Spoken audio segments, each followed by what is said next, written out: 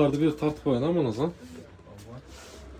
Так, мына жерде ушундай аксессуар магазин бар. Манас аксессуар деп.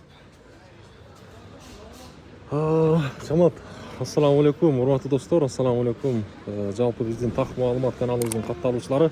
Достор, адаттагыдай мен силерге ноокаттагы бүгүнкү валюта курс бааларыны тааныштыра кетейин. Негизи мына жерде Манас аксессуар магазини бар, билесиздер. Доскода банкты ушундай. Ошондо мен силерге сунуштайм. Аксессуардын бүт баардык түрлөрү бар, телефондор дагы оңдойт. Бүгүн 21 октябрь 2025 жыл, аптанын бүгүн 2-нчи күнү, аптанын шейшемби күнүнө турабыз. Сааттын жебеси 15:30. 15:30. Туугандар, бүгүнкү ноокаттагы курстардын абалы түштөн кийинки абалдар.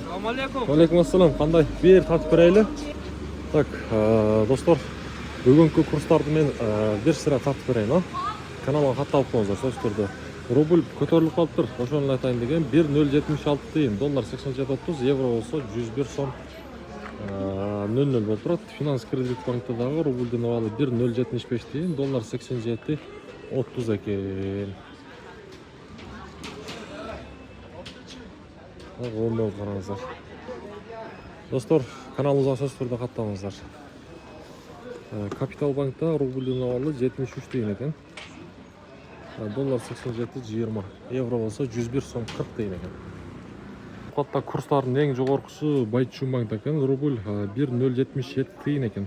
Доллар болсо 87.30 сом. 1,077. 1,077. Коммерческий банкта болсо 1,070 тыйын. Рубльдин абалы.